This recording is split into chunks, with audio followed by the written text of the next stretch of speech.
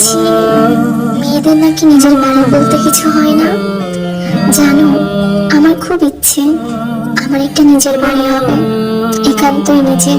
না সেটা বাবার বাড়ি, না সেটা শ্বশুর বাড়ি, যেখানে শুনতে হবে না এটা তোমার বাবার বাড়ি না, যে যা খুশি তাই করবা।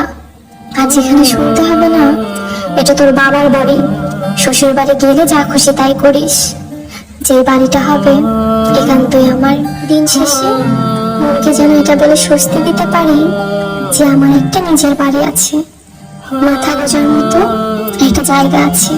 আমার মা অবশ্য এমন না, আমার মা বলে তোর বাবার যা আছে তোদের দুই বোনেরই।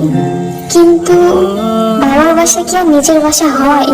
যে শান্তিটা নিজের বাড়িতে আছে সেটা কি আর কোথাও পাওয়া যায়? একটা জিনিস খেয়াল করে দেখেছো, তোমাদের বাড়ি যেমনই হোক, ভাঙা হোক বা যেমনই, তোমরা নিজের বাসার মতো অন্য কোথাও শান্তি পাবা না। যাই হোক, আমি যে আগের বাসাটায় ভাড়া ছিলাম সে বাসাটা আমি ছেড়ে দিয়েছি কিছু প্রবলেমের জন্য।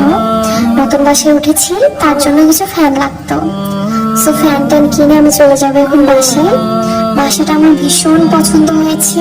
আমি যখন এই বাসা দেখতে আসি তখন আমি ঠিক করে রেখেছিলাম কোথায় কোন জিনিস রাখবো।